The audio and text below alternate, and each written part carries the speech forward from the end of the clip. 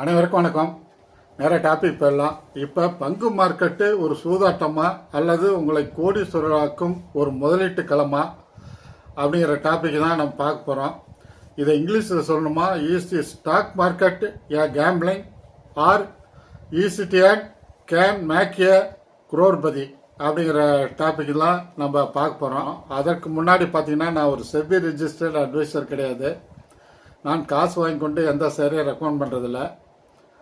அதே சமயத்தில் இது ஒரு ஃபுல்லாகவே ஒரு எஜுகேஷன் பர்பஸ் தான்.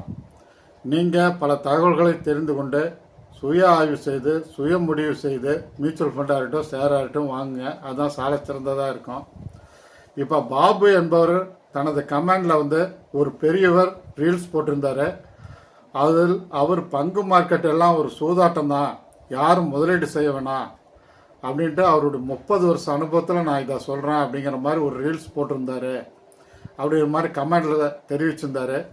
அதை பற்றி விளக்கங்களை ஒரு வீடியோவாக போடுங்க அப்படின்னு கேட்டுக்கொண்டதற்கு இணங்க இந்த வீடியோ நான் தயாரிச்சிருக்கேன். பங்கு மார்க்கெட்டை பொறுத்தவரை நீங்கள் எஃப்என்டோ, கால் ஆப்ஷன், புட் ஆப்ஷன் அல்லது ஒரு ஈக்விட்டியை இன்றைக்கே வாங்கி இன்றைக்கே விற்கிறீங்க அப்படின்னா கண்டிப்பாக அது சூதாட்டம் தான். அதில் எந்த மாற்று கருத்தும் வேணாம். உங்களுக்கு நானும் சூதாடினேன் அப்படிங்கிற வீடியோ ஒன்று அந்த தலைப்பில் ஒரு வீடியோ போட்டிருக்கேன். டைம் இருக்குமோ அந்த வீடியோ பாருங்கள். முதல்ல நீங்கள் ட்ரேட் செய்ய ஆரம்பிச்சிருந்தாலும் சரி அல்லது நான் ட்ரேட் செய்ய ஆரம்பித்தாலும் சரி, முதல்ல கொஞ்சம் லாபம் வரும். அதை பார்த்து நம்ம ஆசைப்பட்டு நாம் அந்த சூதாட்ட மனநிலையிலேயே இறங்கிடுவோம். கடைசியில் பார்த்தீங்கன்னா ட்ரேட் செய்வது ஒன்று தான் நம்ம வேலையாகிடும். அது ஒரு ஹேபிட்டாகவே ஆகிடும். அதற்கு பின்னாடி பார்த்தீங்கன்னா உங்கள் மனநிலை மாறும். நீங்கள் ஏற்கனவே பார்த்து கொண்டிருக்கிற வேலையாக இருக்கட்டும், தொழிலாக இருக்கட்டும், அதில் கவனத்தை செலுத்த முடியாது. குடும்பத்தை சரியாக பராமரிக்க முடியாது. அதே சமயத்தில் சுற்றி நீங்கள் கடனை வாங்க ஆரம்பிச்சிருங்க. பிறகு உங்களுக்கு இருக்கக்கூடிய சொத்துக்கள், உங்கள் அப்பாட்ட இருக்கிற சொத்துக்களை எல்லாத்தையும் விற்க ஆரம்பிப்பீங்க. கடைசியில் உங்கள் கடன் கொடுத்தவர்கள் எல்லாம் அது விற்றது போகவும் கடன் இருக்கும். உங்களுக்கு கடன் கொடுத்தவர்கள் எல்லாம் உங்கள் வீட்டு முன்னாடி சத்தம் போட ஆரம்பிச்சிடுவாங்க. இதனால் உடைய குடும்பத்தில் இருக்கக்கூடிய அனைவருடைய மனநிலையும் பாதிக்கும். நிறைய கௌரவத்தை நீங்கள் இழக்க வேண்டி வரும். நிறைய அவமானங்களை சந்திக்க வேண்டி வரும். கடைசியில் பார்த்தீங்கன்னா நீங்கள் பேப்பரில் பார்த்துருப்பீங்க, யூடியூப் வீடியோவில் பார்த்துருப்பீங்க, குடும்பத்தோட தற்கொலை செய்யக்கூடிய முடிவுக்கு தான் அது தள்ளப்படும். இதுதான் ரொம்ப மிக வருத்தமான செய்தியாக நான் சொல்ல விரும்புகிறேன். எனவே ட்ரேட் செய்வதை கண்டிப்பாக தவிர்த்து விடுங்கள் அப்படிங்கிறதான் என்னுடைய கருத்து. உங்களுடைய கருத்துக்கள் மாறுபட்ட கருத்து இருந்தாலும் அதை கமெண்டில் தெரியுங்க. ஆனால் இது இல்லாமல் குடும்பத்தோட ஜாலியாக வாழ்கிற ஒரு வழி இருக்குது. அது என்னன்னு பார்த்தீங்கன்னா, ஒரு கம்பெனியுடைய ஷேரை வாங்கிறது தான். அந்த கம்பெனியுடைய ஷேரை நீங்கள் வாங்கும் போது அதில் நீங்கள் மிக முக்கியமாக ஒரு பார்ட்னர் ஆகிடுறீங்க. அந்த கம்பெனி வளர நீங்களும் வளர ஆரம்பித்து விடுவீர்கள். அந்த கம்பெனி வளர்ச்சி உங்களையும் வளர்ச்சி அடைய செய்யும். அதில் வரக்கூடிய போனஸு, ஸ்பிளிட்டு, டிவிடெண்ட்டு இது எல்லாமே நீங்கள் அனுபவிக்க ஆரம்பிச்சிருவீங்க. இதுதான் உலக அதிசயம். இதை தான் வாரன் பஃபெட் என்ன சொல்கிறாருன்னா, ஒரு கோல்டு நீங்கள் வாங்கினீங்கன்னா அந்த கோல்டு 1 பவுன் கோல்டு வாங்கினீங்கன்னா அந்த 1 பவுனாக தான் இருக்கும். அதுக்கு டிவிடெண்ட் வராது, போனஸ் வராது, ஸ்பிளிட்டுங்கிற ஆக்ஷன்லாம் வராது. ஆனால் நீங்கள் ஷேரை வாங்கும்போது உங்களுக்கு டிவிடெண்ட் வரும், போனஸ் வரும், ஸ்பிளிட் வரும். அந்த கம்பெனி வளர நீங்கள் வளர ஆரம்பித்து விடுவீர்கள். அதனால் நீங்கள் கோல்டை சூஸ் பண்ணுறீங்களா அல்லது ஷேர் மார்க்கெட்டை சூஸ் பண்ணுறீங்களான்னு உங்கள் விருப்பம் அப்படின்ட்டு அவர் பலமுறை அவருடைய கருத்தை தெரிவிச்சிருந்தார். அதனால் ஷேர் மார்க்கெட்டு எப்படி சூதாட்டமாகும் அப்படிங்கிறது தான் என்னுடைய கேள்வி. இதையும் நீங்கள் கமெண்டில் தெரியப்படுத்துங்க. நான் ஒரு 2000 ஷேர் மார்க்கெட்டில் நுழைஞ்சேன். இன்றைக்கி ஏறக்குறைய ஒரு 25-26 வருஷம் ஆயிடுச்சு. ஃபஸ்ட்டில் நான் 2000 வரும்போது ஃபஸ்ட்டு ஈக்விட்டியில் தான் நான் இன்வெஸ்ட் பண்ண ஆரம்பித்தேன். ஷேரில் தான் இன்வெஸ்ட் பண்ணேன். அப்புறம் நண்பர்கள்லாம் ஆசை காமிச்சாங்க, எஃப்என்டோ, கால் ஆப்ஷன், புட் ஆப்ஷனில் நிறையா சம்பாதிக்க முடியும், தினம் வருமானத்தை பார்க்க முடியும் என்று கூறியதன் பேரில் நானும் அப்படியே எஃப்என்டோ பண்ண ஆரம்பித்தேன். புட் ஆப்ஷன், கால் ஆப்ஷன் இப்படி இறங்க ஆரம்பித்தேன். இதில் பார்த்தீங்கன்னா ஏகப்பட்ட இழப்பு தான் எனக்கு ஏற்பட்டுச்சு. ஒரு டாடா ஸ்டீலுங்கிற ஒரு லாட்டை நான் எஃப்என்டோவில் வாங்கினேன். அது பார்த்தீங்கன்னா இறங்கி கொண்டே இருந்தது. மறுபடியும் ஆவரேஜ் பண்ணேன், மறுபடியும் ஒரு லாட் வாங்கினேன், மறுபடியும் ஒரு மாதம் கழித்து மறுபடியும் ஒரு லாட் வாங்கினேன். இப்படியே 3 மாதம் அது இறங்கி கொண்டே இருந்தது. கடைசியில் பார்த்தீங்கன்னா நான் அது பொசிஷனை கட் பண்ணி வெளியே வரும்போது எனக்கு 1 லட்ச ரூபா லாஸ் ஆச்சு. இப்படி தான் நிறையா நான் ட்ரேட் பண்ணியும் என்னுடைய மனநிலையெல்லாம் பாதிச்சது. ஒரு புறம் பார்த்தீங்கன்னா F&O, call option, put option இப்படி செய்து கொண்டிருந்தேன். மறுபுறம் பார்த்தீங்கன்னா ஈக்விட்டிலையும் நான் முதலீடு செய்திருந்தேன். பார்த்தீங்கன்னா நல்ல நல்ல ஷேர்கள்லாம் முதலீடு செய்து வைத்திருந்தேன். Infosys, Century Textiles, Titan, Bajaj Finance, J B Chemicals இப்படி நல்ல ஷேர்களை எல்லாம் வைத்திருந்தேன். அதை எல்லாமே நான் வந்து இந்த சூதாட்ட மனநிலையில் இருக்கனால அந்த ஷேரையும் விற்க வேண்டி வந்தது.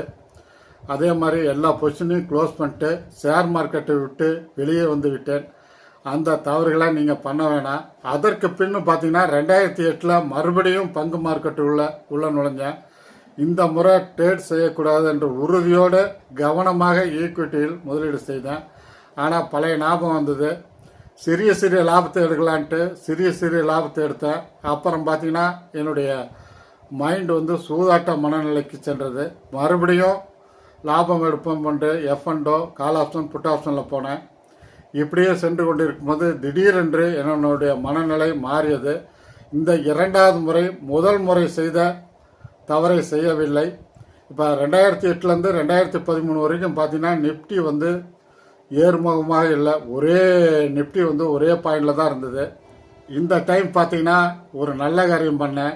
இருக்கிற அமௌண்ட்டை எல்லாமே அப்படியே மியூச்சுவல் ஃபண்டுக்கு மாற்றிட்டு நான் திருப்பியும் மார்க்கெட்டை விட்டு வெளியே வந்து விட்டேன். அந்த மியூச்சுவல் ஃபண்டு இன்வெஸ்ட்மெண்ட்லாம் பார்த்தீங்கன்னா 2013 மறுபடியும் ஏற ஆரம்பிச்சது. இப்போ வரைக்கும் பார்த்தீங்கன்னா எனக்கு ஒரு 20% கூட்டு வட்டியாக அது லாபம் கொடுத்து கொண்டே வருகிறது. இருந்தாலும் அந்த பொசிஷனை நான் இன்னும் இது வரைக்கும் விற்கவில்லை. இது ஏறக்குறைய நான் லாஸ் செய்த விட நான் வந்து ஒரு 10 மடங்கு லாபத்தை ஈட்டி விட்டேன். மறுபடியும் 2021 3வது முறையாக ஷேர் மார்க்கெட்டுள்ள உள்ளார நுழைஞ்சிருக்கேன். இந்த டைமு அந்த முதல்ல பண்ண தப்பையும் செய்யலை, 2வது பண்ண தப்பையும் செய்யலை. இந்த முறை வந்து ஷேர் மார்க்கெட் அண்டு மியூச்சுவல் ஃபண்டில் சரியான முறையில் முதலீடு செய்யணும். இப்போ வந்து பார்த்தீங்கன்னா நல்ல ஒரு ஃபண்டமெண்டல் ஷேர்களை தேர்ந்தெடுத்து முதலீடு செய்து வருகிறேன். அதே சமயத்தில் மியூச்சுவல் ஃபண்டாக இருக்கட்டும், அதை 3ஆக பிரித்து small cap, mid cap and large cap இப்படி 3ஆக பிரித்து முதலீடு செய்து வருகிறேன். இப்போ வந்து எஸ்ஐபிலையும் நான் முதலீடு செய்கிறேன், லம்சத்துலேயும் முதலீடு செய்கிறேன். ஷேர் மார்க்கெட் இறங்கும் போதெல்லாம் கொஞ்சம் லம்சமாக முதலீடு செய்வேன்.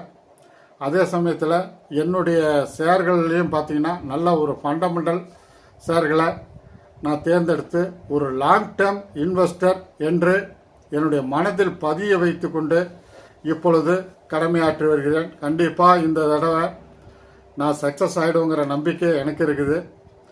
ஏன்னா நான் இழந்ததோட 10 மடங்கு நான் லாபத்தை பார்த்து விட்டேன். எனவே பங்கு மார்க்கெட்டை பொறுத்தவரை என்னை பொறுத்தவரை ஒரு முதலீட்டு களம்தான்.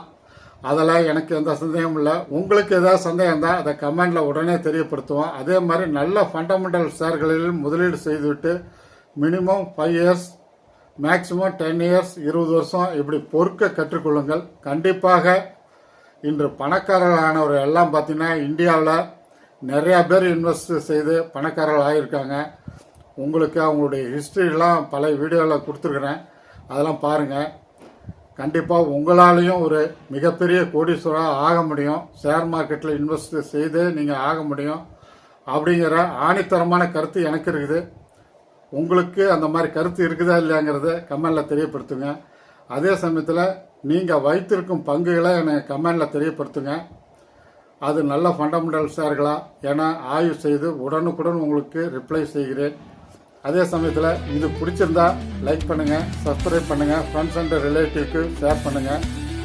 டைம் இருக்கும்போதெல்லாம் பழைய வீடியோக்களை பாருங்கள். மனதை வலிமைப்படுத்துங்க. மனதை வலிமைப்படுத்தினால் எல்லா செல்வங்களும் உங்களுக்கு வந்து சேரும். அதே சமயத்தில் நீங்கள் எப்படியெல்லாம் இன்வெஸ்ட் செய்தால் நீங்கள் செல்வந்தராக முடியும் அப்படிங்கிறத நிறையா வீடியோக்களில் ஒரு சார்ட்டு தயாரித்து கொடுத்துள்ளேன்.